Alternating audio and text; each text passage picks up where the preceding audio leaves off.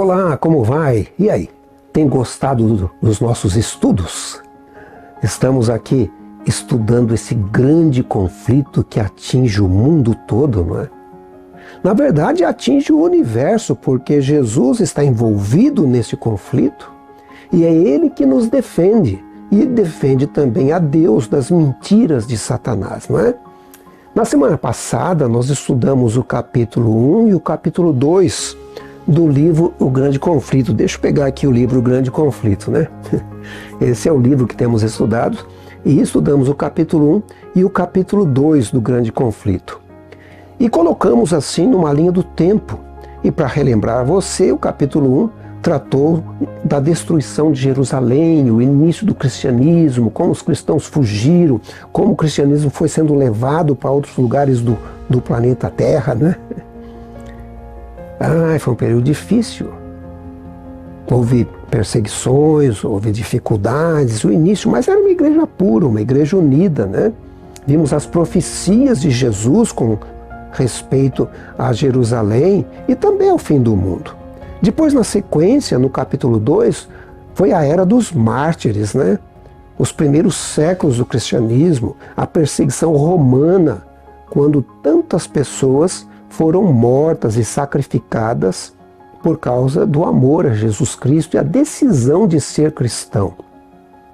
E hoje nós vamos estudar o capítulo 3, do Grande Conflito. E eu gostaria de encorajar a você a acompanhar o nosso estudo utilizando ou a lição da Escola Sabatina, que é essa lição aqui. Eu vou deixar aqui o link, você pode acessar a lição e estudar utilizando aí a internet, ou pode mesmo entrar no site da Casa Publicadora e adquirir um exemplar desse. Ou também vou deixar aí o link para você do livro O Grande Conflito. O Grande Conflito. Mas é muito fácil conseguir esse livro, O Grande Conflito. Ou através da internet, você tem aí o link, pode ler online, pode inclusive baixar no seu computador, no seu celular, né, para ler. Ou você pode ir a uma igreja adventista e certamente alguém vai lhe doar um livro, O Grande Conflito. Não é tão difícil assim conseguir esse livro, que é um livro bastante famoso e traduzido em tantas línguas. Então, esses são os nossos dois guias de estudo que estamos baseando. Obviamente, a Bíblia Sagrada é o principal deles. Existem pessoas que insistem em criticar, né? Escreve aí, diz, olha, por que não estuda só a Bíblia e tudo mais? Nós estudamos a Bíblia, mas quando você estuda a história, você tem que procurar os eventos históricos que mostram como a profecia se cumpriu. Você deve ter um guia de estudo para você organizar o estudo da Bíblia Sagrada. Os adventistas são as pessoas que mais estudam a Bíblia Sagrada, sabe? As pessoas tentam aí nos rotular como seita ou coisa parecida, é porque não conhecem a Igreja Adventista. Alguns criticam demais a autora desse livro, Ellen White, né? Porque não conhecem, não leram os livros dela. E aí criticam de ouvir apenas, né? Porque quando a pessoa lê o livro, ou lê um livro, ela escreve vários livros, são mais de 10.000 páginas escritas na sua vida, muda de figura. Agora, eu quero pedir a vocês que me ajudem a aumentar o número de estudantes, o número de inscritos nesse canal. Porque quando você tem bastante gente, o YouTube acaba mandando isso para várias pessoas e você aumenta o número de pessoas que entram em contato com essa mensagem. E essa mensagem é muito importante para os dias finais.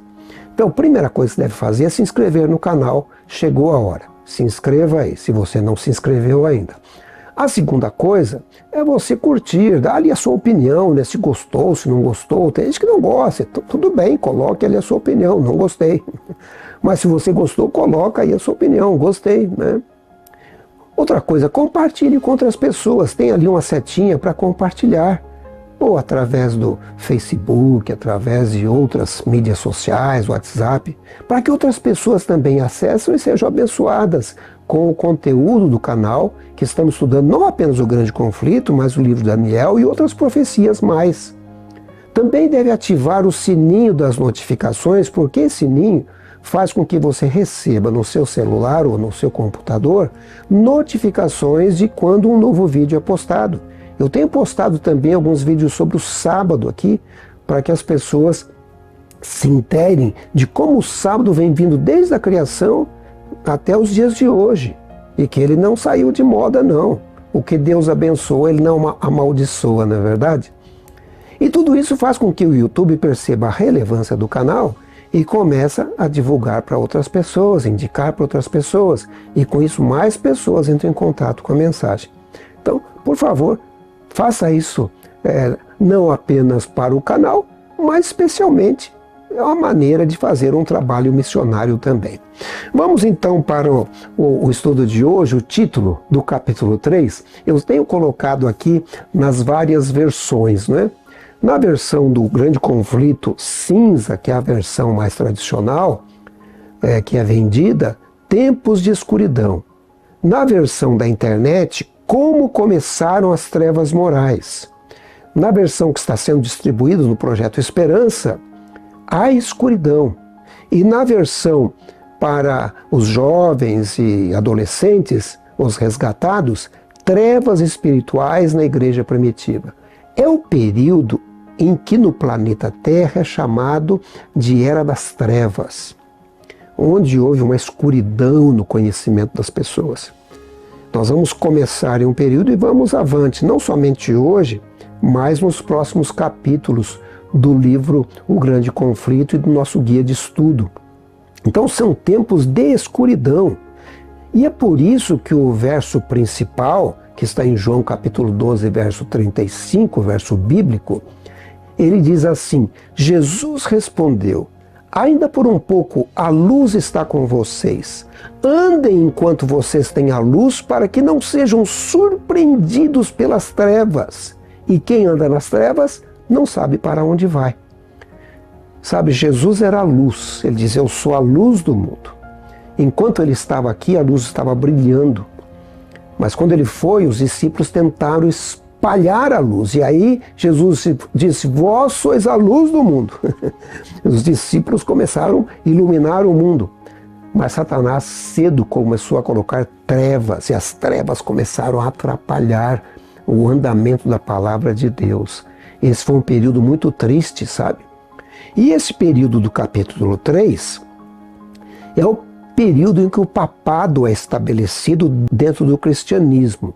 Na verdade, um pouco antes, é o período em que o paganismo romano dos imperadores, especialmente de Constantino acaba se convertendo, entre aspas, ao cristianismo, e aí começa a trazer para dentro do cristianismo práticas pagãs.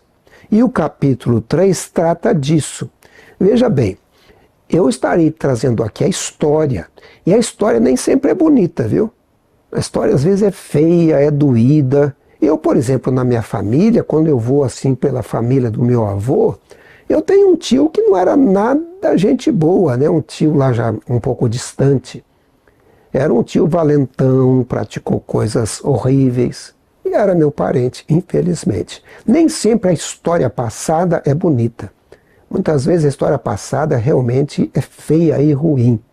E a história do cristianismo nominal, desse cristianismo que se uniu ao paganismo, é feia e é horrível, mas é a história.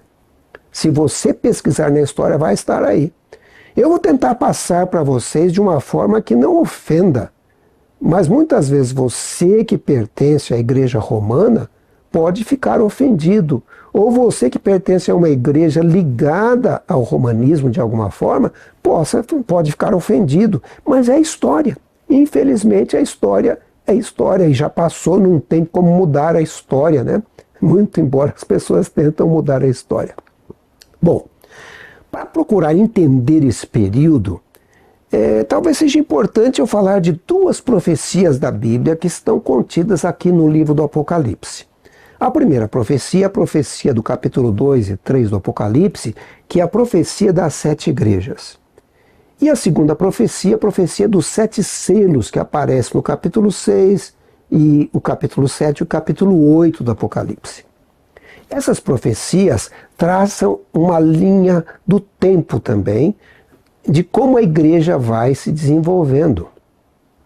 Vocês se lembram que eu tenho repetido aqui nos vídeos o verso de Amós capítulo 3, verso 7? Eu vou repetir de novo, diz assim: certamente o Senhor Deus não fará coisa alguma sem ter revelado o seu segredo aos seus servos, os profetas. Deus não faz nada sem avisar. E João estava lá preso na ilha de Patmos e ele teve as revelações divinas do Apocalipse, onde ele vai mostrando o futuro da igreja cristã até a volta de Jesus e mesmo depois da volta de Jesus.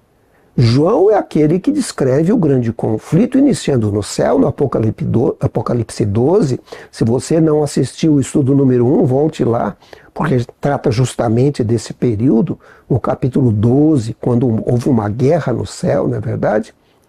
E aí ele começa a descrever as 7 igrejas, que são 7 períodos do cristianismo dentro de uma linha do tempo. Primeiro a igreja de Éfeso, que vai do ano 31 ao ano 100, depois a igreja de Esmirna, que vai do ano 100 ao ano 313, depois a igreja de Pérgamo, que vai do ano 313 a 538, depois a igreja de Tiatira, que vai do ano 538 até a época da Reforma ali, né? Os períodos não são exatos, né? Depois da Reforma até 1798, quando vai iniciar o período do fim, que é a igreja de Sardes.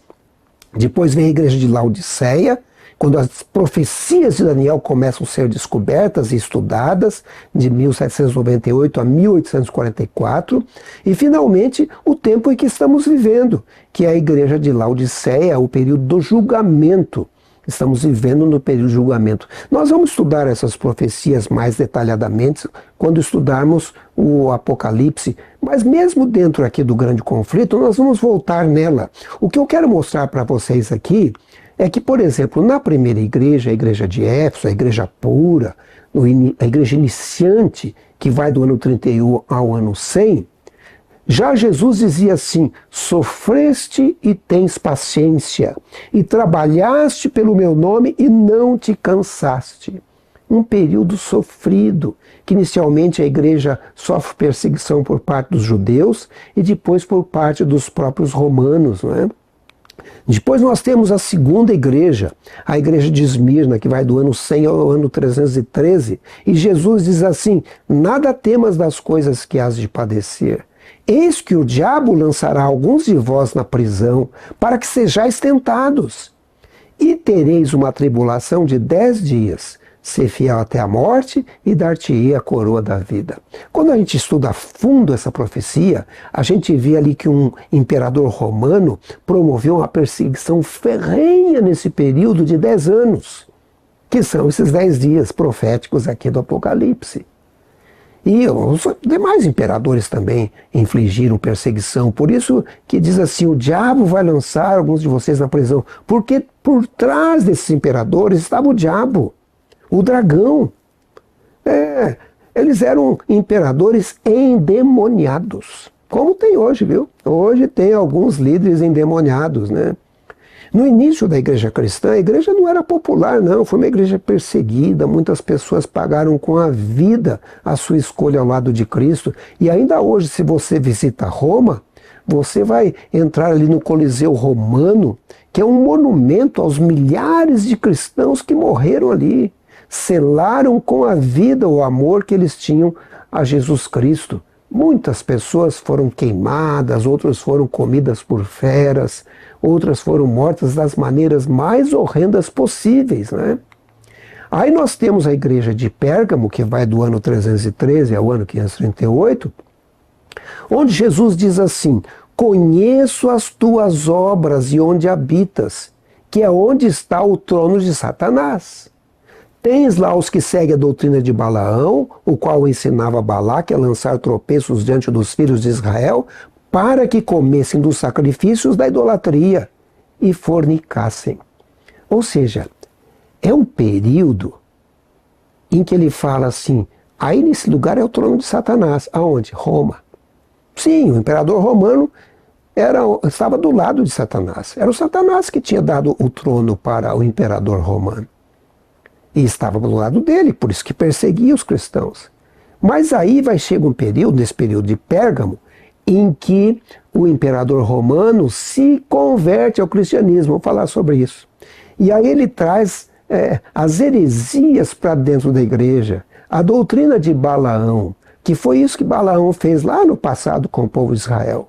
Trouxe a idolatria. A idolatria começa a entrar na igreja, nós vamos ver sobre isso. Heresias vão entrando dentro da igreja. E é por isso que nesse período fala-se sobre isso, né? Começam a entrar essas heresias. Esse é o tema do nosso estudo de hoje, o estudo do capítulo 3. E depois nós temos uma outra profecia. A profecia dos 7 selos. É aquela profecia que aparecem os cavalos. São 4 cavalos. Um cavalo branco, um cavalo vermelho, um cavalo preto, um cavalo amarelo, a cor da morte, né? E assim vai. Nós estamos vivendo aí no período do 6º selo. Estamos aguardando o último. O último é a volta de Jesus, mas aguardando os últimos sinais para Jesus voltar a essa terra, a segunda vinda, né? Então, o cavalo branco, que vai do ano 31 ao ano 100, ele representa a igreja pura, o início da igreja de Cristo. Uma igreja perseguida, mas uma igreja pura, uma igreja unida, né? Em união, enquanto os apóstolos ainda estavam vivos, né? Depois nós temos o cavalo vermelho. É o período de perseguição, vermelho é a cor do sangue. Quando os cristãos são perseguidos, e esse período de perseguição por parte de Roma vai do ano 100 ao ano 323, né? A perseguição romana serviu para manter a igreja pura, porque as pessoas não podiam ser meio cristãs. Como temos hoje. Hoje tem meios cristãos, né? Eu sou mais ou menos, né? Se você por exemplo, católico, fala assim, eu vou uma vez por ano à missa. Uma vez por ano. Não pode ser católico desse jeito, né? Tem outros que falam assim, de vez em quando eu vou à igreja. Não, então não pode ser cristão desse jeito. De vez em quando eu vou à igreja. Outros dizem assim, eu fui batizado, mas não frequento. Outros dizem, eu sou cristão, mas não sou praticante. Esses são meio cristãos. Meio cristão naquela época não existia, porque se a pessoa se dissesse cristão, ele podia ser preso, ele podia ser açoitado, ele podia ser condenado, ele podia ser morto, ele poderia ir para o Coliseu. Então, ou você era, ou você não era. Ou era cristão, ou era pagão. Não tinha gente morna. Ou era quente, ou era frio. E aí nós temos o cavalo preto. Vai do ano 323 ao ano 538, nós vamos ver daqui a pouco, que é quando o imperador romano se converte ao cristianismo. Eu digo se converte porque não foi bem uma conversão. E aí ele começa a trazer o paganismo para dentro da igreja. Claro que teve o benefício de não ter mais perseguição, porque agora o imperador romano era cristão. Mas ele traz para dentro da igreja a doutrina de Balaão, não é? Ele traz as trevas, a corrupção moral, por isso o cavalo preto. Por isso o cavalo preto. Nós vamos falar um pouco mais disso aqui, mas quando você vê aqui o cavalo amarelo, vou até o cavalo amarelo, do ano 538, a reforma, nós vamos tratar mais desse período, é o período que a própria igreja começa a perseguir os cristãos, os verdadeiros cristãos. É o período da Inquisição, quando o próprio papado começa a perseguir os cristãos. Nós vamos ver com mais detalhes isso na próxima lição. Mas já vamos ter um início no dia de hoje, não é? No programa de hoje, nesse capítulo 3 do livro do Grande Conflito, e nossa lição número 3 do Guia de Estudo, nós vamos ver que houve um período que a perseguição romana, ela cessou, né? Ela cessou.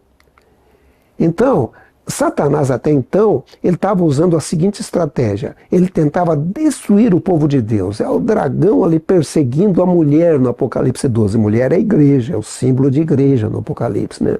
E o dragão é o Satanás. Então ele vem perseguindo a mulher, perseguindo a igreja, né?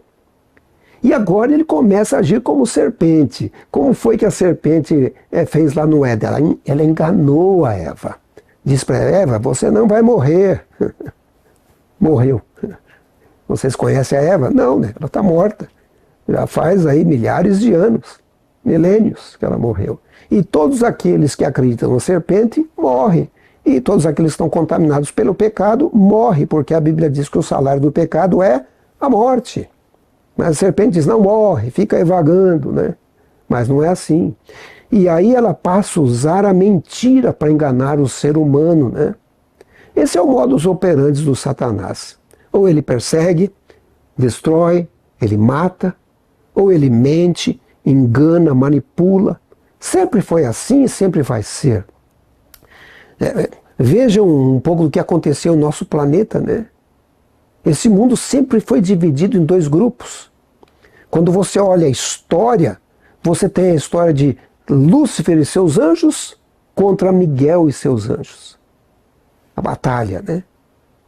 Depois você vê ali Caim e Abel. Caim oferecendo adoração à sua própria maneira, não à moda de Deus. E Abel oferecendo adoração de acordo com o que Deus pedia. E aí o mundo é dividido em filhos dos homens e filhos de Deus, né? Separado. E aí, de repente, chega um momento que Deus decide destruir o planeta Terra e nós vemos Noé e sua família de um lado e o mundo todo do outro lado. Você já imaginou você e sua família ser contra o mundo todo? Período difícil para Noé, não é? Depois vemos o faraó do Egito contra o povo de Israel. Babilônia do lado de Satanás e o povo judeu, incluindo Daniel. E aí chega um momento que os romanos contra os cristãos, e finalmente a igreja romana contra os cristãos fiéis à Bíblia, que é o período ali da Idade Média, que é conhecido como Inquisição Papal. É a história, nem sempre eu disse a história é bonita, a história é feia, né? E o nosso guia de estudo, a lição da Escola Sabatina, ela diz assim: nos anos após a morte de Cristo, milhares de pessoas foram torturadas, jogadas aos leões e queimadas na fogueira pelo Império Romano por se recusarem a adorar as divindades do Império. Diante do castigo cruel, muitos permaneceram fiéis. O Evangelho continuou a se espalhar e a igreja cresceu. A perseguição do Império Romano foi terrível, né? O dragão instigou ali aqueles imperadores romanos e milhares de pessoas morreram ali no Coliseu Romano e em outros lugares. Não era apenas ali no Coliseu, mas a perseguição se estendia em todo o Império.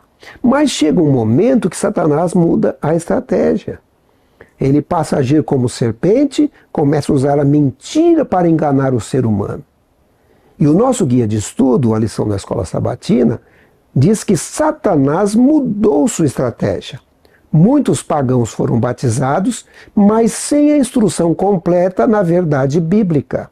O erro inundou a igreja à medida que os líderes misturavam as verdades das Escrituras com os costumes populares. O quarto e quinto séculos foram uma época de concessões, quando prelados da igreja misturaram práticas pagãs com ensinamentos cristãos. O que será que aconteceu no século III? Foi a conversão de Constantino no ano 312 depois de Cristo. Constantino era o imperador romano e ele trouxe uma mudança tremenda ao cristianismo. Já pensou? O imperador mundial se torna da sua igreja, se torna cristão. Mas quem é que foi Constantino? Se você pesquisa aí a internet, eu busquei aí na internet e quis trazer uma fonte, a fonte do Opus Dei, que é um órgão ligado à Igreja Católica Apostólica Romana. E eles dizem assim: quem foi Constantino? Flávios Valérius Aurelius Constantinus. Viveu ali do ano 272 a 337, conhecido como Constantino I ou Constantino Grande. Foi imperador romano do ano 306 a 337. Na história passou como o primeiro imperador cristão. O que aconteceu com Constantino? Ele tinha dois inimigos principais e havia uma guerra aí com um sujeito chamado Magêncio. E essa batalha é conhecida na história como Batalha de Ponte Milvio, no dia 28 de outubro de 312. E Magêncio achava que ele ia vencer, que Deus estava do lado dele. E Constantino precisava de alguma coisa. Diz ele que ele olhou para o sol, que era venerado pelos pagãos, e aí ele teve uma visão. Ele viu como uma cruz. E ao ver aquela cruz, ele passou a acreditar num símbolo que ele viu. Esse símbolo aparecia ali como se fosse uma letra X, não é? São letras gregas. Na verdade, esse X poderia simbolizar o Cri, né? O C de Cristo. E a letra P, que na verdade é o R. Então seria Christos. Então ele decidiu colocar isso nos escudos dos soldados, porque ele disse que ouviu como uma voz que dizia: por esse sinal você vai vencer. Através da cruz você vai vencer. E aí ele se tornou cristão a partir dali. Ele não se batizou, viu? Constantino foi se batizar só no final da vida. Teve uma vida bastante conturbada. Ele era o imperador romano, ele era adorado. E ainda hoje, se você vai à Itália, construir uma estátua enorme de Constantino ali, bem nos moldes de um deus pagão, né? De Zeus. Do mesmo jeitinho, ou seja, o imperador era considerado um deus, né? Então, a ideia de que Constantino se converte à religião cristã transforma a religião oficial do Império Romano.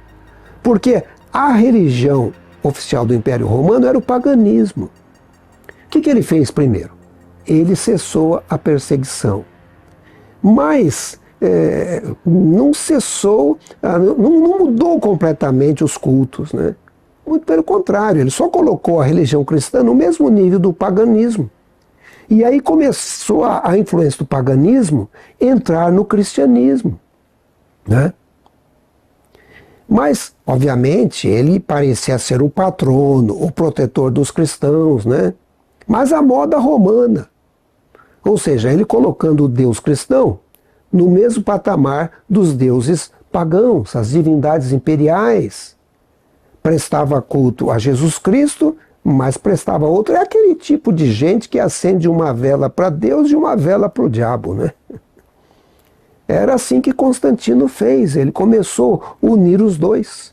Por isso que o livro O Grande Conflito, falando disso aqui no capítulo 3, na página 25, diz assim: a suposta conversão do imperador Constantino, suposta, né, foi motivo de grande alegria.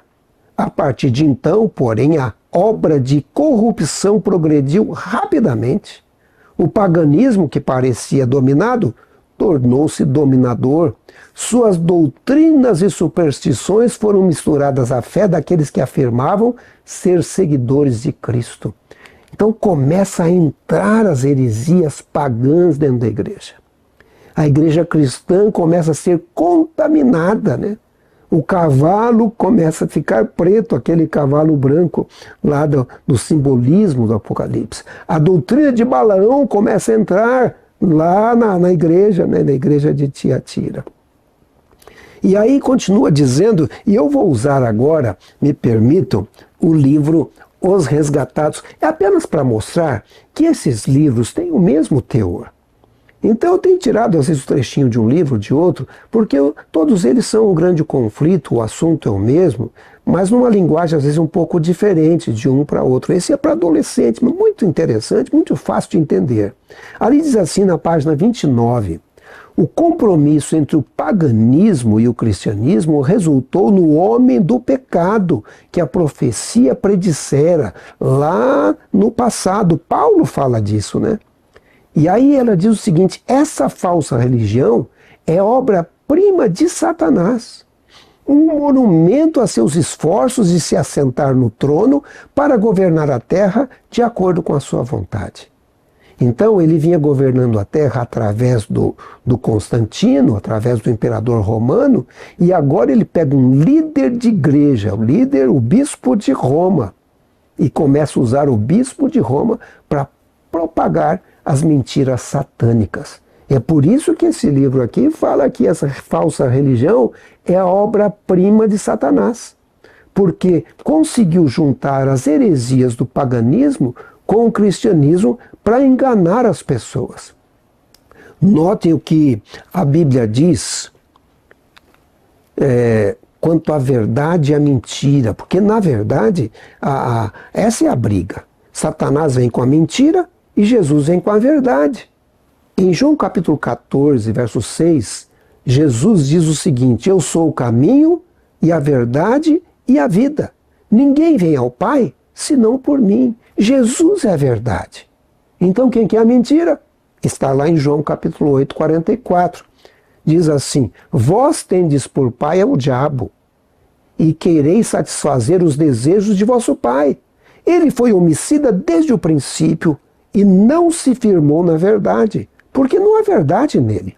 Quando ele profere a mentira, fala do que lhe é próprio, porque é mentiroso e pai da mentira. Então, Satanás é aquele mentiroso pai da mentira. E quando você mente, você está se tornando filho de outra pessoa, não filho de Deus.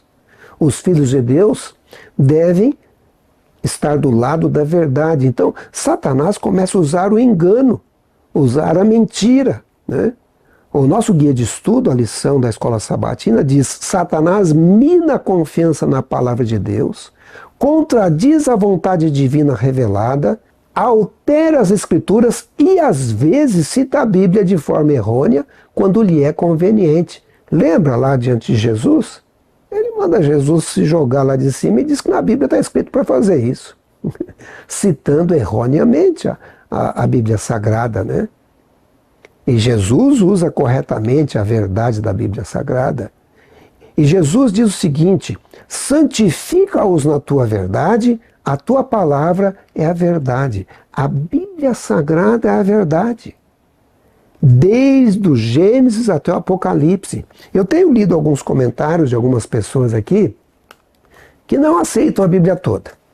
Aceitam ali os evangelhos, alguns aceitam apenas o Novo Testamento. Eu devo dizer para vocês, a Bíblia toda é a verdade. Nós, adventistas do sétimo dia, aceitamos a Bíblia toda, do Gênesis ao Apocalipse. Cada detalhe da Bíblia é importante. Tudo é importante. Tudo é importante. Jesus disse: a tua palavra é a verdade, a palavra de Deus. E quando você conhece a verdade, você fica liberto do diabo. O próprio João capítulo 8, 32 diz assim: e conhecereis a verdade, e a verdade vos libertará. Sim, você precisa conhecer a verdade. E é por isso que a gente está fazendo esse estudo aqui. Às vezes a verdade dói, viu? Infelizmente. Paulo já havia falado à igreja de Éfeso que heresias e falsas doutrinas iam entrar na igreja cristã, no início do cristianismo, né? Lá em Atos capítulo 20, verso 29 e 30, diz assim: porque eu sei que depois da minha partida entrarão no meio de vós lobos cruéis, que não pouparão o rebanho, e que de entre vós mesmos se levantarão homens que falarão coisas perversas para atraírem os discípulos após si. Então, ele mesmo já tinha dito que dentro da própria igreja, dentro do próprio cristianismo, entrariam pessoas que estariam promovendo heresias, que ele chama de lobos, lobos vorazes, lobos em pele de cordeiro. E o nosso guia de estudo diz assim: heresias entrariam na igreja, falsas doutrinas substituiriam verdades divinas, práticas pagãs prevaleceriam. No quarto e quinto séculos, concessões foram introduzidas furtivamente na igreja cristã, mas o terrível resultado foi um afastamento das verdades da palavra de Deus. E Paulo já alertava sobre um iníquo, um homem do pecado, que iria surgir. Ele fala disso em 2 Tessalonicenses capítulo 2, 7 a 12. Paulo diz assim: porque já o mistério da injustiça opera, e então será revelado o iníquo, a quem o Senhor desfará pelo assopro da sua boca e aniquilará pelo esplendor da sua vinda.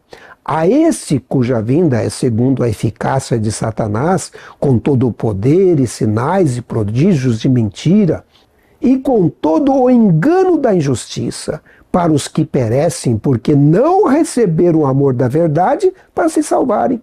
E por isso, Deus lhes enviará a operação do erro, para que creiam a mentira, para que sejam julgados todos os que não creram a verdade, antes tiveram prazer na iniquidade.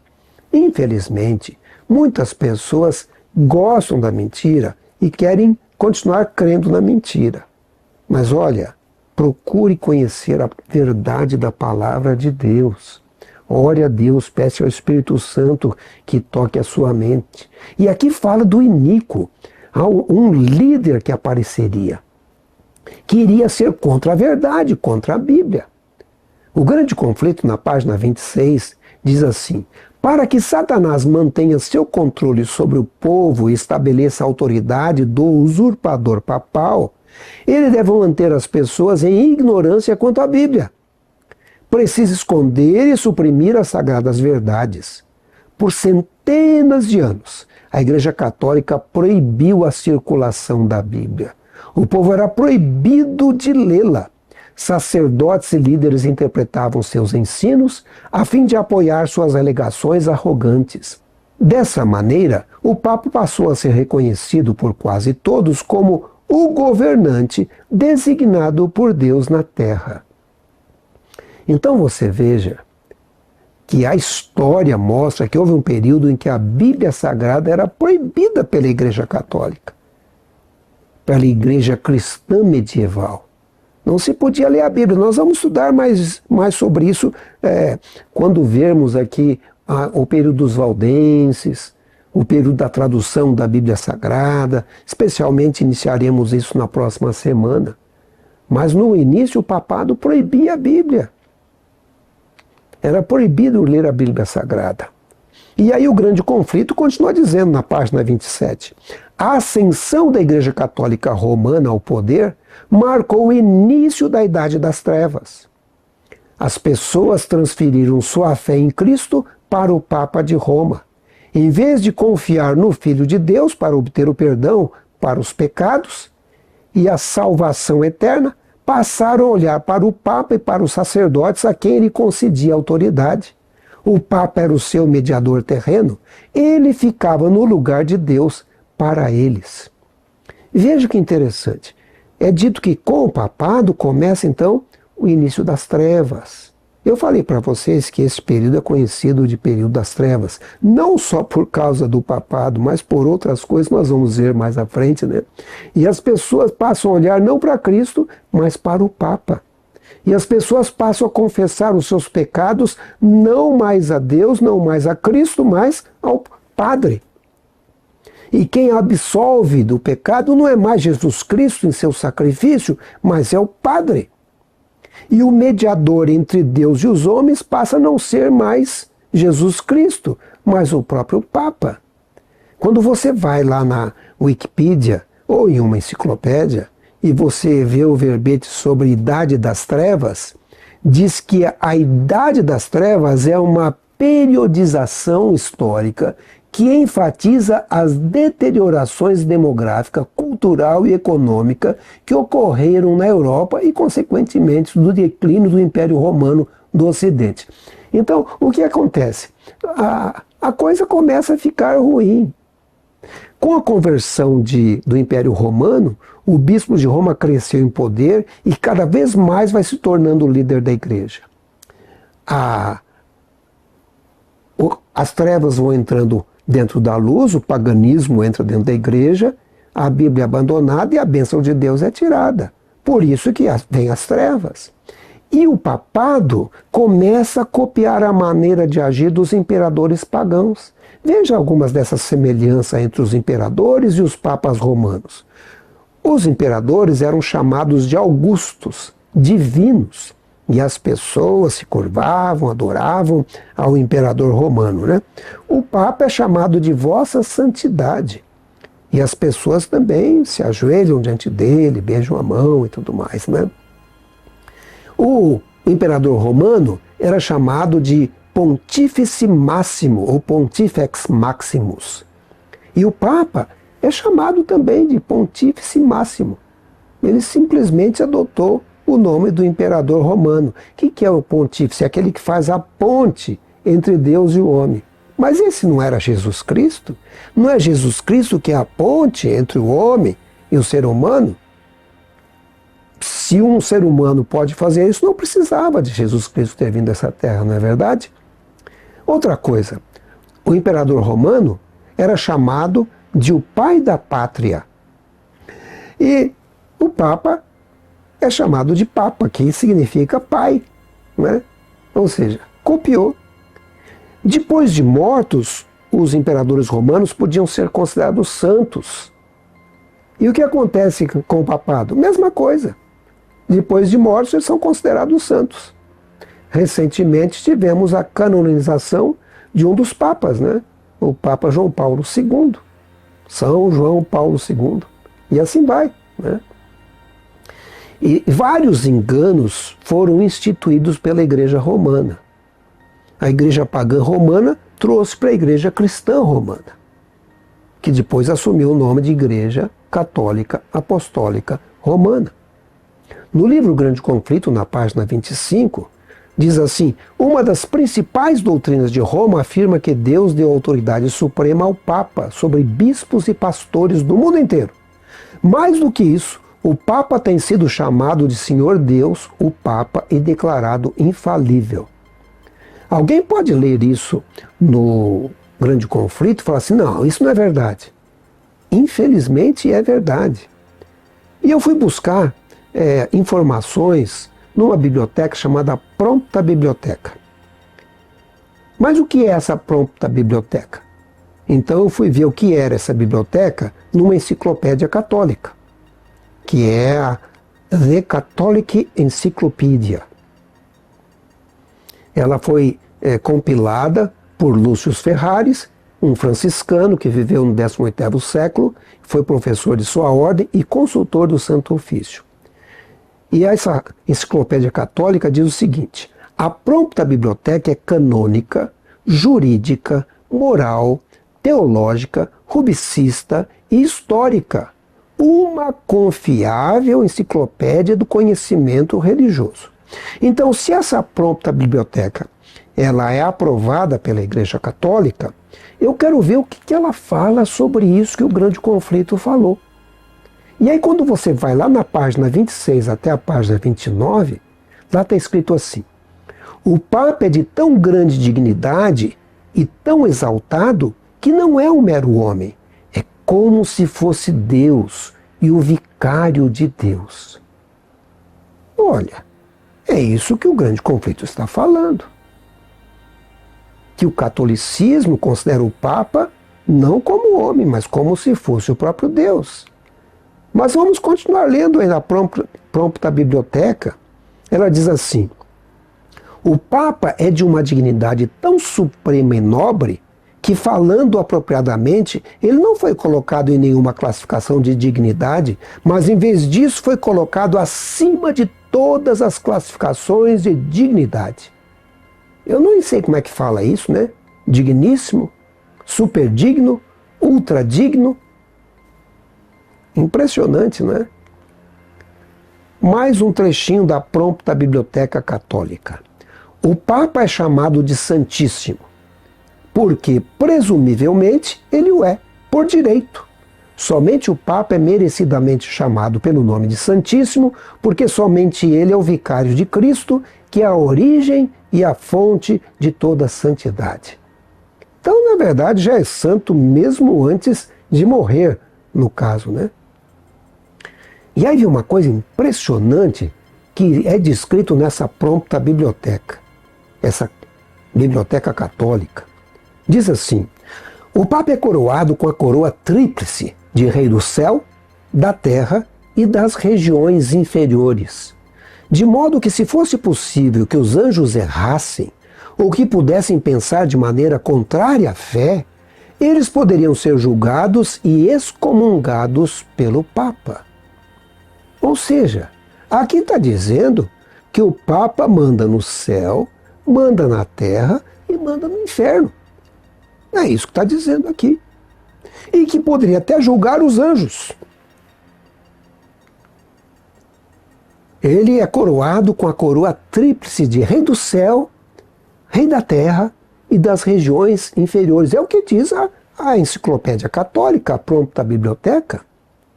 Eu não sei se você sabia, mas os papas, durante muito tempo, recebiam uma coroa, essa coroa tríplice, com 3 níveis, sabe? Com 3 níveis. O Papa atual, o Papa Francisco, e mesmo o Papa Bento, eles não quiseram utilizar a coroa, mas a coroa foi feita para eles. Aí está, por exemplo, a coroa do Papa Francisco. E mesmo no seu brasão, está determinado ali os 3 níveis. E quando você olha a moeda do Vaticano, cunhada agora na gestão do Papa Francisco, também tem o brasão com a coroa tríplice. Ou seja, ele manda no céu, manda na terra e manda no inferno, de acordo com a Prompta Biblioteca. E é uma coisa impressionante. Tem algumas coroas, porque cada Papa fazia uma coroa diferente, com joias. É uma coisa impressionante, riquíssima. Antigamente eles sentavam no trono, tá? Houve uma mudança praticamente de João Paulo II para frente, quando eles decidiram não ostentar tanto. Mas a ostentação ainda existe na questão da adoração. E a coroa é feita, embora eles não a utilizem em público, pelo menos esses últimos papas, né? Mas todos eles têm a sua coroa cravejada aí de joias, né? E eu lembro que a Prompta Biblioteca diz assim: o Papa é como se fosse Deus na terra, o único soberano dos fiéis a Cristo, o maior rei dos reis, tendo plenitude de poder.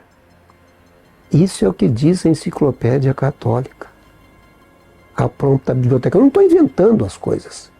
Está escrito lá. Isso não foi tirado, continua válido. No dia 26 de abril de 2008, 29 homens foram ordenados para a Diocese de Roma. Eles se prostraram diante do Papa, no caso na época era o Benedito XVI, e prometeram dedicar suas vidas ao serviço do povo de Deus, sua igreja e do Evangelho. E veja como eles se prostraram. É como se fosse um ato de adoração realmente, né? Ellen White, ela diz o seguinte, isso está escrito no Comentário Bíblico Adventista do Sétimo Dia, no volume 7, na página 1099, ela diz assim: 2 grandes poderes opostos são revelados na última grande batalha. De um lado está o Criador dos céus e da terra. Todos que se encontram do seu lado têm o seu selo. Eles são obedientes às suas ordens. Do outro lado está o príncipe das trevas, com os que escolheram apostasia e rebelião. Só existem 2 lados, viu? No final dos tempos, só vai haver 2 lados, a igreja de Deus e a igreja do diabo. Não vai ter meio termo. Hoje está meio misturado aí as pessoas, viu? Tem gente que está na igreja do diabo, mas pertence a Deus. Está lá porque não sabe, ainda não viu toda a luz, ainda não conheceu toda a verdade, né? Nós estamos estudando aqui dentro do canal Chegou a Hora, o livro de Daniel. E no livro de Daniel nós temos uma profecia que foi dada ao profeta mais de 500 anos antes de Cristo. E essa profecia, no capítulo 7, no verso 25, fala de um poder que surgiria, que cuidaria em mudar os tempos e as leis. E as várias maneiras de adorar que eram do paganismo, que eram do Império Romano, agora começam a ser introduzidas na igreja cristã romana. Um deles foi a idolatria. Os romanos tinham assim muitos deuses que eram adorados, tinha as estátuas desses deuses, né? Se você vai aos museus romanos, estão lá essas estátuas que eles adoravam. E agora então, depois de Constantino, a igreja cristã medieval, a igreja cristã romana, começa então a utilizar esses deuses, essas imagens, como forma de adoração, que até então a igreja não utilizava. E o grande conflito retrata esse período dizendo assim: em substituição à adoração a ídolos, a adoração a imagens e relíquias foi gradualmente introduzida na adoração cristã. O decreto de um concílio geral, que foi o concílio de Nicéia no ano 785 d.C., finalmente estabeleceu a idolatria. Roma ousou remover o segundo mandamento da lei de Deus, que proíbe a adoração a ídolos. Tiveram que tirar ali um mandamento, aquele que diz: não farás para ti imagens de escultura. Porque os ídolos começaram a entrar dentro da igreja e as pessoas começaram a se ajoelhar diante dos ídolos, como os pagãos faziam. No início da igreja não havia isso. Dentro do templo de Deus, ninguém adorava imagens. E os primeiros cristãos jamais adoravam imagens, né? Sempre que o povo de Israel foi para a idolatria, ele sofreu as penalidades e as consequências, né? Outra mudança foi o dia de adoração. O sábado foi gradualmente mudado para o domingo, mas o mandamento da lei de Deus foi mudado. E o grande conflito, na página 26, diz assim: líderes não consagrados da igreja também mexeram com o quarto mandamento, anulando o antigo sábado, o dia que Deus havia abençoado e santificado, lá no Gênesis, capítulo 2, verso 2 e 3. Em seu lugar exaltaram a festa pagã, observada como o venerável dia do sol. O imperador Constantino proclamou um decreto transformando o domingo em uma festa pública em todo o Império Romano. O dia do sol era reverenciado por seus súditos pagãos e honrado pelos cristãos. Os bispos da igreja os incentivavam a agir assim. Então, inicialmente, os 2 dias eram guardados. Eram observados o domingo e o sábado. Mas com o passar do tempo, o sábado, aqueles que guardavam o sábado, passaram a ser perseguidos. Eu estou postando aqui para vocês uma série sobre a história do sábado. Muito interessante, com o pastor Fernando Iglesias. Eu aconselho vocês a assistirem, porque vocês vão ver como o sábado permaneceu ao longo das eras. Sabe? Muito interessante. Estou postando paulatinamente, já tem alguns vídeos aí. Comece a assistir. Entre no canal Chegou a Hora e procure ali esses vídeos sobre a história do sábado.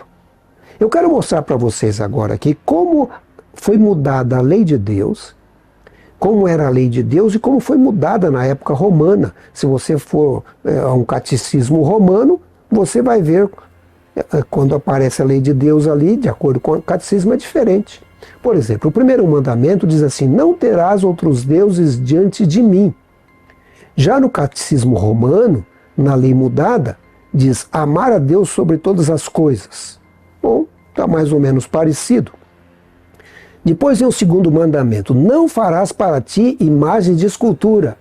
Vamos ver agora na lei mudada, não é? No catecismo romano diz assim: não tomar o seu santo nome em vão. Ou seja, o mandamento 2 sumiu, desapareceu. Mandamento 3: não tomarás o nome do Senhor teu Deus em vão. Eles subiram para o segundo lá, né, no catecismo romano. E o que eles puseram no lugar? Puseram guardar domingos e festas. Não tem nenhum lugar da Bíblia isso. Mas está lá no catecismo romano, na lei mudada. O quarto mandamento, na verdade, na lei de Deus, manda guardar o sábado. Diz: lembra-te do dia do sábado para o santificar. Parece que Deus já sabia que eles iam esquecer, né? E aí na lei mudada entrou honrar pai e mãe. Ou seja, subir o quinto mandamento para o quarto, porque o quinto mandamento na lei de Deus é esse: honra teu pai e a tua mãe. O quinto mandamento: não matar. Ou seja, subiram mais um, né? porque esse aparece aqui no sexto mandamento, a lei de Deus: não matarás. E já o sexto mandamento no catecismo romano: não pecar contra a castidade. Também acho que subiram um pouquinho, que é o sétimo: não adulterarás. Mas o sétimo na lei mudada, no catecismo romano, é não furtar. Quando você vem no oitavo mandamento, na lei de Deus é não furtarás. Mas no catecismo romano é não levantar falso testemunho. E aí você vem no nono mandamento da lei de Deus: não dirás falso testemunho contra o teu próximo. Veja que eles foram subindo os mandamentos, né? Qual que eles puseram como 9? O 9 eles puseram: não desejar a mulher do próximo. É mais ou menos parecido com o 10º da lei de Deus, que diz: não cobiçarás. Aí tinha que arrumar um 10º, né? Não cobiçar as coisas alheias. Na verdade, eles pegaram o último mandamento e dividiram em 2 para completar 10. Então você tem aí a lei de Deus, conforme está na Bíblia Sagrada, e a lei mudada, de acordo com o catecismo romano, de acordo com a vontade do Papa. Será que eles podem fazer isso? Olha o que diz a Pronto da Biblioteca no artigo Papa. Diz assim: o Papa pode modificar a lei divina, uma vez que o seu poder não é o de homem, mas de Deus. E ele age em lugar de Deus sobre a terra, com total poder de unir e de afastar seu rebanho. Então pode. De acordo com a Pronto da Biblioteca, pode. Mas a Bíblia não diz isso, né? É daquele que tirar um J, um tio, modificar alguma coisa, né? Na palavra de Deus. Porque Deus não muda, Deus é o mesmo ontem, hoje, eternamente. É o que a Bíblia diz, né? E aí quando você pergunta, né?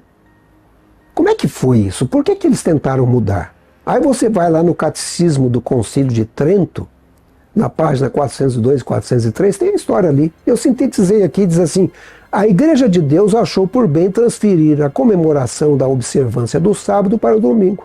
A gente achou que devia mudar, e está mudado. Nossa, mas que interessante, a lei era de Deus, só Deus podia mudar, não é? E ele não muda, porque ele é Deus, é o mesmo ontem, hoje, eternamente.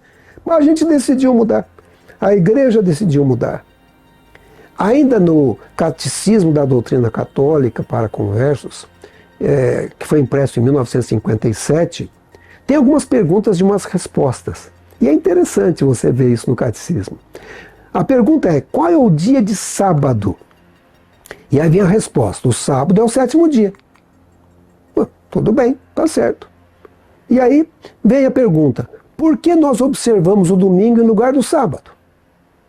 A resposta: nós observamos o domingo em lugar do sábado porque a Igreja Católica transferiu a solenidade do sábado para o domingo.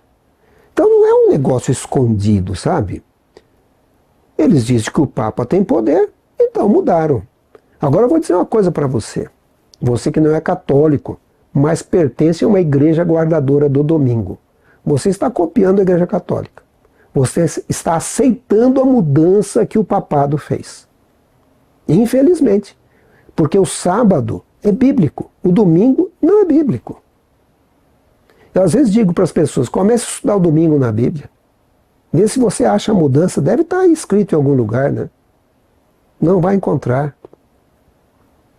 E o grande conflito, ainda falando disso, dessa mudança que o papado fez, que o catolicismo romano fez, no grande conflito, na página 27, diz assim: o grande apóstata ousou mudar o único mandamento da lei divina que aponta para o Deus vivo e verdadeiro.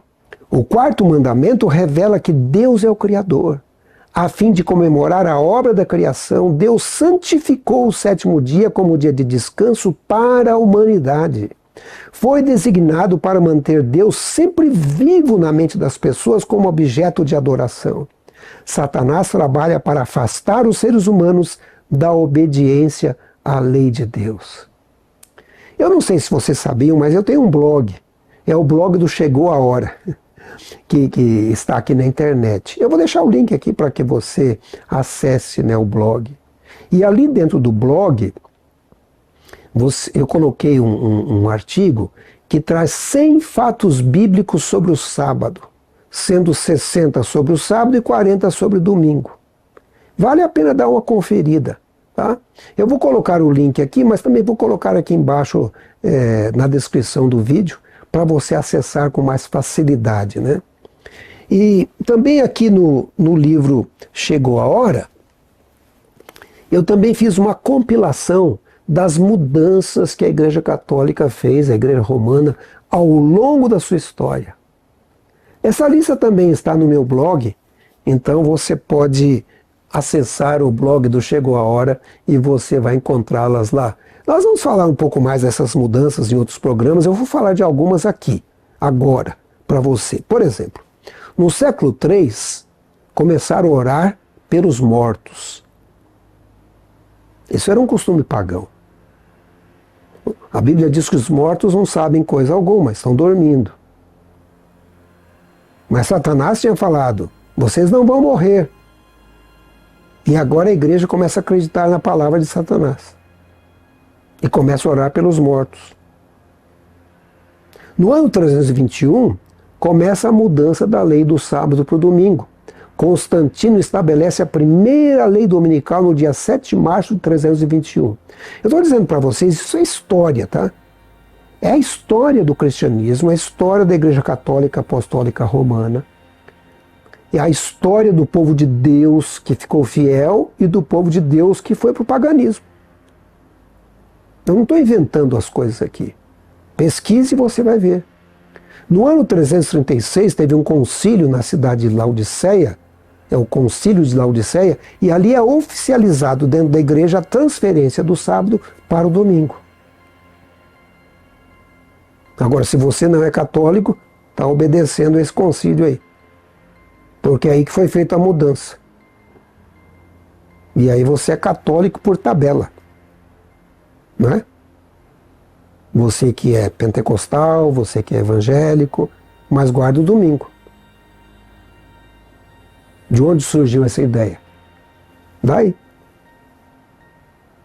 No ano 375, a veneração dos anjos e santos falecidos e o uso de imagens. Então começa agora a usar imagens para adorar pessoas que morreram, que não sabem de nada. Porque a Bíblia diz, os mortos nada sabem, nada ouvem. E uma estátua não ouve, não fala, não vê, de acordo com a Bíblia. Não pode fazer nada. No ano 400 começa a exaltação a Maria, e aí eles aplicam o termo Mãe de Deus, que foi aplicado pela primeira vez no Concílio de Éfeso. Em 593 surge a doutrina do purgatório, que foi estabelecido por Gregório I. Então as pessoas morrem, mas não morrem. Porque se vão para o purgatório, alguma coisa está viva, que eles dizem que é a alma que está viva. Aí a pessoa fica no purgatório, sofrendo ali, mas se você pegar e orar bastante por ela, Deus vai tirar do purgatório e levar para o céu. Não está na Bíblia. Alguém inventou isso. E as pessoas acreditam. No ano 786, o Concílio de Nicéia passou a adoração da cruz, imagens e relíquias. Ou seja, pessoas passaram a usar a cruz no pescoço, né? O crucifixo, né? Relíquias, que eram relíquias? Começaram a surgir pedaços da cruz de Cristo, começaram a surgir pedaços do manto de Jesus Cristo, coisas assim, né? O apóstolo passou por aqui, então, relíquias que existiam dentro das igrejas. Em 973, decretou-se a prática de canonizarem os santos. Então as pessoas morriam, passavam um tempo, essa pessoa era muito santa, vamos torná-la santa. E aí passou a se chamar São Fulano, São Ciclano, né? E o grande conflito, falando desse período de heresias, eu fui só até um ponto aqui, futuramente eu vou voltar a falar de outros enganos, de outras proibições que a Igreja Católica Apostólica Romana colocou dentro do cristianismo. Então, no grande conflito, na página 27, diz assim: No sexto século, o bispo de Roma foi proclamado cabeça de toda a igreja. O paganismo foi substituído pelo papado. O dragão deu à besta o seu poder, o seu trono e grande autoridade, conforme Apocalipse capítulo 13, verso 2. Então começaram os 1260 anos de opressão papal que as profecias de Daniel e Apocalipse predisseram em Daniel capítulo 7, 25 e Apocalipse capítulo 13, 5 a 7. Na verdade, nós vamos estudar mais desse período no próximo estudo, no estudo número 4. Então não quero falar muito sobre isso, mas no sexto século, no ano 538, o papado é estabelecido como papa. O bispo de Roma se torna então o cabeça de toda a igreja. E aí começa de fato o seu poder, o seu trono e autoridade, conforme é descrito ali em Apocalipse capítulo 13, né?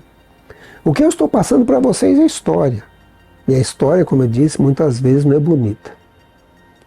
Alguns dizem que errar é humano, mas o problema é permanecer no erro, porque permanecer no erro é uma estupidez.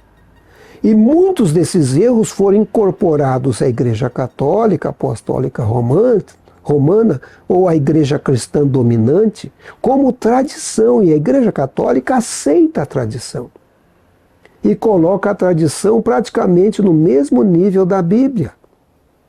Aliás, eu acho que a Bíblia até fica um pouco abaixo, porque lá diz: lembra-te do dia do sábado para santificar, mas a tradição diz guardar domingos e festas, e aí a pessoa vai para guardar domingos e festas, né? Mas eu aconselho você a buscar a verdade na palavra de Deus. Porque quando você começa a estudar a Bíblia, você descobre a verdade. E a Bíblia diz: e conhecereis a verdade vos libertará. Libertará do quê? Do engano, da mentira da serpente, da mentira de Satanás, né? Agora, quando você começa a estudar a Bíblia, pode ser que você vai enfrentar grandes lutas, viu? Vários cristãos no passado foram perseguidos porque estudaram a palavra de Deus. Nós vamos ver isso na próxima semana. Perseguição tremenda contra os valdenses, contra aqueles que começaram a traduzir a Bíblia para a língua do seu país local, né? Na verdade, o conflito entre o bem e o mal continua. O conflito entre a luz e as trevas continua. O conflito entre a verdade e o engano continua. E esse conflito parece que se intensifica cada dia mais. Hoje nós somos forçados a aceitar enganos que a Bíblia condena. Por exemplo, Deus disse como Ele criou o ser humano, como Ele criou o casamento, como Ele criou o sexo, e tudo isso vai mudando de acordo com a vontade do ser humano. E as pessoas querem que você aceite coisas que não estão na Bíblia, que são contrárias à palavra de Deus. Nós estamos vivendo nos últimos dias, logo Cristo vai revelar todo esse sistema satânico e ele vai ser destruído. Foi isso que aconteceu nos dias de Noé.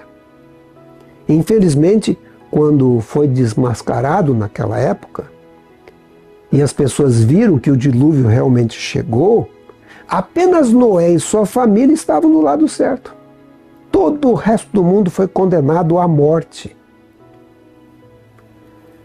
É um caso preocupante, né?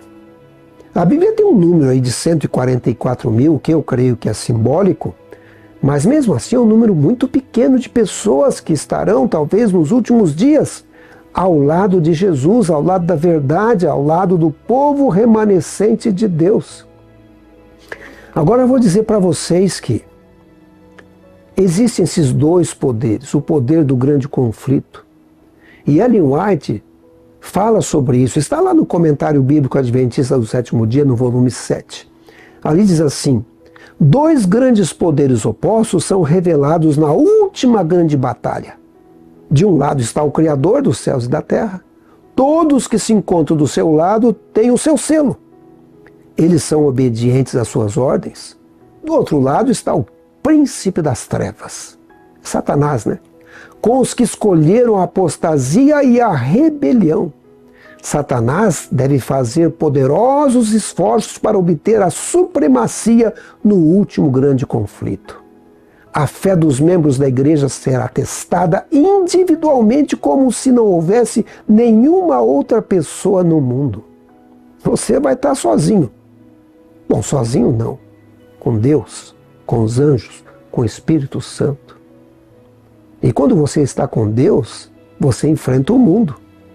Foi o que aconteceu com Noé. Ele ficou do lado de Deus e enfrentou o mundo e foi salvo. Ele e a família dele. Que Deus nos ajude, né, a sermos salvos também. E esse é o momento, né, da gente tomar uma decisão. Ao lado da verdade, ao lado do Criador, ao lado de Jesus. Se você ainda está enganado pelos enganos de Babilônia, porque tem gente que está do lado errado ainda. E é por isso que Deus diz assim, sai dela, povo meu. Sai daí, você está no lugar errado. Esse é o clamor de hoje em dia. Caiu a grande Babilônia. Vai chegar uma hora que vai cair de todo, né? Então, sai dela, povo meu, para não serdes participantes no juízo deles, né? No julgamento dessa igreja meretriz, como é descrita no livro do Apocalipse. Você tem que olhar a Bíblia Sagrada, não tradições humanas, né? Doutrinas da Bíblia Sagrada, fazer com acordo com Deus para ter mais sabedoria, né? Entender a sua palavra. Eu vou orar nesse momento. Eu vou orar por aqueles que descobriram algo na história que não conheciam e talvez estejam aí meio assustados, talvez a princípio meio bravos comigo. Não fiquem bravos comigo. Vão atrás. Pesquise a história de Constantino. Leia o Grande Conflito, porque o Grande Conflito é a história do cristianismo e as profecias da Bíblia Sagrada. E eu vou orar também por aqueles que querem conhecer a verdade da palavra de Deus. Orar para que Deus, em sua misericórdia, nos livre desse inimigo nesses últimos dias. Porque vocês sabem, nos últimos dias, o anticristo vai se revelar. E o incrível vai acontecer, muitas pessoas vão escolher o anticristo. Na verdade, a maioria vai escolher o anticristo. Nós vamos ver isso ainda estudando aqui o Grande Conflito. Vamos falar. E a Bíblia diz que esse iníquo, o anticristo, será destruído pelo resplendor da glória de Deus. Então vamos ficar do lado de Deus, não é? Vamos orar por isso. Ore comigo nesse momento. Vamos orar. Querido Pai Celestial, nós confiamos em Ti porque o Senhor é bom. A sua misericórdia dura para sempre. Te agradecemos por ter enviado o Teu Filho Jesus para morrer por cada um de nós. E queremos dizer que aceitamos a Jesus como nosso Salvador pessoal. Pedimos perdão pelos nossos pecados. Por favor, nos perdoe e nos aceite, Senhor. Somos falhos. Mas aceitamos e pedimos a Tua ajuda. Aqui estão esses Teus filhos que querem a verdade. A verdade da palavra de Deus, a verdade de Jesus Cristo, que é o caminho, a verdade e a vida. Abra nossa mente, Senhor, para compreendermos o que o Senhor quer de cada um de nós. Nos abençoe, nos livre de Satanás. Te pedimos em nome do Senhor Jesus Cristo. Amém. Bom, chegamos ao final de mais um estudo, né? Eu peço desculpa aí se alguém ficou ofendido em conhecer a história do cristianismo, mas nem sempre a história é bonita, viu? Muitas vezes a história é feia. E às vezes conhecer a verdade pode doer um pouco, mas essa é a verdade. Por mais que alguém queira esconder, a Idade Média é chamada de Idade das Trevas. Isso porque a religião dominante, a Igreja Católica Romana, ela proibiu a Bíblia Sagrada. E aí Deus tira a sua bênção. E quando Deus tira a sua bênção, a sabedoria vem de Deus. Por isso que é chamado época escura. Quando a Bíblia volta, nós temos o iluminismo. Ou seja, há uma iluminação e o desenvolvimento começa a passar de novo. Quando a Bíblia é impressa, quando a Bíblia começa a ser distribuída, as sociedades bíblicas surgem, o mundo entra em desenvolvimento. Será que isso é coincidência? Não é coincidência. Deus está no controle, a sabedoria vem de Deus, gente. Se você não lê a Bíblia Sagrada, quando é que você vai ler? A sabedoria está aqui, o sucesso está aqui. A Bíblia diz, crede no Senhor vosso Deus e estareis seguros. Se você está inseguro, crê em Deus. Crede nos seus profetas e prosperareis. Quer prosperar? Está aqui, ó. Na Bíblia Sagrada, nos profetas de Deus. Bom, nós vamos continuar na próxima semana a estudar aqui o nosso guia de estudo, o Grande Conflito, e também o livro, né? Vamos conhecer alguns heróis do cristianismo. Você não pode perder, viu? Continue estudando com a gente. E eu quero sugerir também que você assista lá a série do sábado, a história do sábado com o pastor Fernando Iglesias, que eu estou postando aqui no canal Chegou a Hora. É impressionante como o sábado foi sendo mudado, mas também continua a ser guardado por alguns cristãos e preservado por Deus. Você também vai ter aí os livros de Daniel, você vai poder entender as profecias de Daniel.